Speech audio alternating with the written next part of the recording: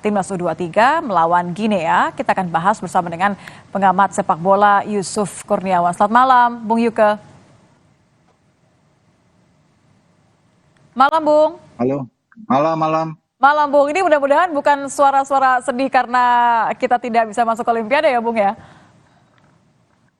Iya, saya kira apa yang sudah dipersiapkan memang kita harus akui tidak berjalan sebagaimana mestinya ya. Hmm. Tadi seperti tadi dikatakan oleh reporter Kompas TV, memang lebih banyak dramanya daripada atraksi di lapangan ya.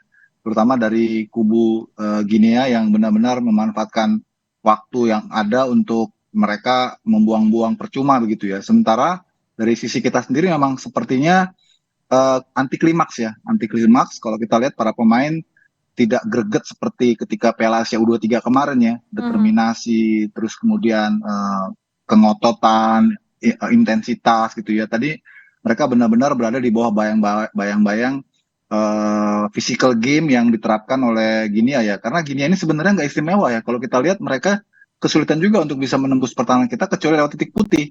Mhm. Selebihnya mereka lebih banyak mengandalkan fisik, mengandalkan postur ya. Tidak ada permainan cantik gitu ya. Tidak ada permainan yang membahayakan sebenarnya kecuali aksi-aksi individu mereka aja. Kitanya yang memang tadi tidak kelihatan ya, tidak keluar ya performa. Karena beberapa pemain saya lihat memang di bawah permainan terbaiknya ya seperti Justin Ivar Jenner, kemudian juga Nathan Choaon ya walaupun belakangan Nathan sempat memberikan beberapa kali penyelamatan gitu tapi secara umum memang pemain-pemain diaspora kita ini tidak bermain optimal gitu ya, termasuk Menurut Anda tidak bermain baik. optimalnya ini karena memang terbawa dengan strategi mental yang digunakan oleh pemain Guinea, begitu kan karena mereka banyak main diving, tapi atau karena mereka sebenarnya memang sudah lelah dari segi fisik atau juga karena terakhir kebobolan 1-0 akhirnya menjadi tidak maksimal? Ya, saya kira kombinasi karena ini rangkaian yang cukup panjang dan melelahkan buat mereka ya sejak persiapan menuju Piala Asia U23 di Piala Asia U23 sendiri yang penuh dengan permainan yang intens gitu ya, menguras tenaga, mental, psikis gitu ya. Sehingga klimaks mereka itu memang boleh dibilang sedang turun ya saat ini ya. Karena kalau kita mau jujur, peak performance mereka ya kemarin lawan Korea ya. Setelah itu mereka turun. Nah, ini yang kelihatan tadi sehingga chemistry mereka tidak lagi bisa didukung oleh level fitness mereka gitu. Dan juga absennya beberapa pemain ini juga ikut Mempengaruhi mempengaruhi ya. irama ya karena tanpa Rizky Ridho, tanpa Justin Hubner tentu chemistry para pemain itu tidak sama ya seperti ketika mereka ada gitu. Memang kehadiran Dewangga gitu ya sedikit untuk bisa menutupi kekurangan di pertahanan, tapi tidak bisa secara penuh untuk membantu mempush up performa para pemain kita gitu. Mhm. Anda melihat bahwa tadi kesalahan yang dilakukan Lewitan ini cukup krusial karena berbuah gol tentu saja, tapi bagaimana sejauh mana mempengaruhi artinya permainan Garuda Muda sampai akhir? Sebenarnya ya memang itu tadi penaltinya ada sentuhan ya yang dilakukan oleh Witan ya.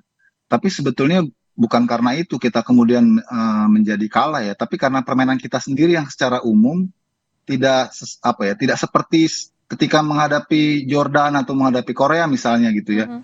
Bahkan mendekati melawan Irak pun juga nggak juga gitu ya. Memang kita ini seperti serba salah ya, karena passing-passing kita juga mudah diintercept. Kalau duel 1 lawan 1 kita selalu kalah. Jadi kita kecepatan untuk permainan passing game itu seperti yang sebelumnya kita lihat itu tadi nggak kelihatan gitu. Nggak Saya muncul nggak ya? tahu apa gitu ya, nggak muncul. Pasti faktornya banyak ya, persoalan dari lawan, tipikal lawan yang juga berbeda. Kemudian periodisasi mereka juga sudah dalam fase turun ya, sehingga tidak bisa optimal karena keletihan mental dan fisik juga ya. Kemudian absennya beberapa pemain bintang kita juga ikut mempengaruhi dinamisasi permainan itu sendiri gitu. Jadi Mhm. ini kombinasi lah menurut saya sih. Bagaimana dengan faktor wasit ini kalau di media sosial ramai kemudian ya netizen ramai-ramai merasa emosi, ikutan merasa apa yang dirasakan oleh Shin Taeyong juga nampaknya. Iya, memang kita tadi berharap ada beberapa decision gitu yang bisa di-call oleh VAR ya. Saya tidak tahu, tidak ada sama sekali review dari VAR ya, apakah VAR ini ada atau tidak. Tapi sebelumnya kan kita dengar tetap digunakan VAR ya. Tapi Mhm. tadi tidak pernah ada review on field gitu ya. Jadi Ya. kita menduga-duga apakah ini ada atau enggak gitu. Termasuk yang penalti kedua yang diberikan kepada gininya terhadap pelanggaran Yang apa kemudian namanya dinyatakan Dewangga itu kan gagal ya, batal gol yang ya. kemudian gagal itu kan sebenarnya kalau kita lihat itu Dewangga melakukan sliding mengenai bola dulu gitu ya. Tapi itu tidak ada review on field gitu. Itu yang ya wajar sih kalau memacu marah ya para warganet karena memang situasi kita saat itu sedang sedang butuh gol untuk menyamakan kedudukan gitu. Oke, sebenarnya kan dari awal ketika kehilangan kesempatan pertama masuk ke final, kemudian juga akhirnya harus melawan Irak, sampai akhirnya berhadapan dengan Guinea, lawan dari Afrika, banyak yang mengatakan bahwa mental nampaknya memang akan diuji ketika bermain melawan tim dari Afrika, Guinea. Anda melihat bahwa ini memang akhirnya yang terjadi di lapangan? Iya, memang ada pengaruhnya ya. Secara mental para pemain memang tidak sama ya antusiasnya ataupun juga kepercayaan dirinya seperti sebelum-sebelumnya. Karena ini kan rangkaian tadi saya katakan panjang ya. Mereka juga ada fase menukik juga ya. Karena peaknya sudah lewat sebetulnya. Kemudian yang kedua tadi kita tuh nggak bisa bermain cepat ya. Selalu salah intercept, salah passing. Itu akhirnya membuat kepercayaan diri para pemain dan tim secara keseluruhan juga ikut turun gitu ya. Tadi berapa kali kan kita saksikan kita kalau duel 1 lawan 1 kalah terus gitu ya. Ya. Dan Ginianya ini pintar ya memainkan emosi kita gitu ya. Dia memperlambat tempo, terus ya drama-drama diving gitu ya. Itu yang membuat kita akhirnya hilang, irama kita hilang gitu. Kalau Anda melihat, artinya begini, tentu satu hal kekecewaan ketika tidak bisa melaju ke Olimpiade ya, tiket ke Olimpiade hangus sudah. Tapi kan sebenarnya ada banyak berharap pengalaman yang bisa didapatkan. Jadi kalau kita runutkan dari pelajaran yang kita dapatkan dari mulai gagal melaju ke final, apa saja yang bisa jadi bekal nih? Karena kan bagaimanapun juga kan Garuda Muda ini tim yang memang tidak disangka-sangka bisa melaju sejauh ini. Ya, setuju ya, setuju ya. Kalau dibilang pelajaran, kita banyak banget dapat pelajaran. Kita sendiri juga mungkin tidak mengira ya sampai apa namanya melangkah sejauh ini kan. Bahkan mungkin STY pun juga apa ya, ketika dia mencanangkan target lolos semifinal itu kan agak spekulasi juga karena kita nggak punya pengalaman sebelumnya kan. Tapi Ya, faktanya apalagi anak-anak ketika melawan bisa Korea gitu. ya. Iya, ternyata kita bisa gitu. Jadi semua kaget gitu loh. Makanya kita setelah itu sepertinya performa kita tuh sudah mentok ya saat menghadapi Korea itu ya. Karena kan nggak bisa dipaksa, mereka juga bukan robot ya. Jadi ada fase menurunnya. Jadi normal aja dan menurut saya sih kita tetap apresiasi ya, sangat luar biasa. Ya, Artinya kalau melampaui kita semua ekspektasi ya. betul. Artinya kalau kita di kesempatan berikutnya ingin berbicara jauh lebih tinggi lagi, ya kita harus persiapkan generasi baru gitu ya yang notabene kualitasnya tidak kalah dengan yang saat ini ada gitu loh.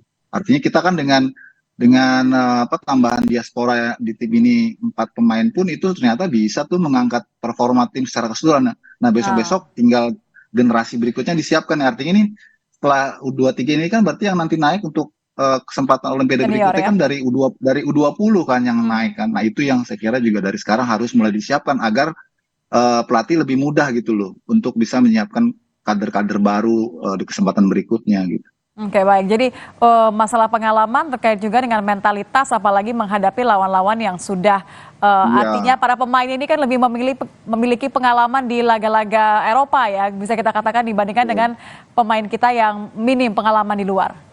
betul, betul. Dan saya kira ini kita masih punya harapan ke depan ya, terutama dari timnas U23 ini karena kan 13 pemain timnas U23 ini sekarang itu kan punya pengalaman di timnas senior. Artinya untuk ke depan timnas senior kita nih tentu akan lebih baik, jauh lebih baik karena pengalaman yang sudah didapatkan oleh anak-anak U23 ini akan mereka bawa ke senior untuk bertanding di level-level yang lebih tinggi.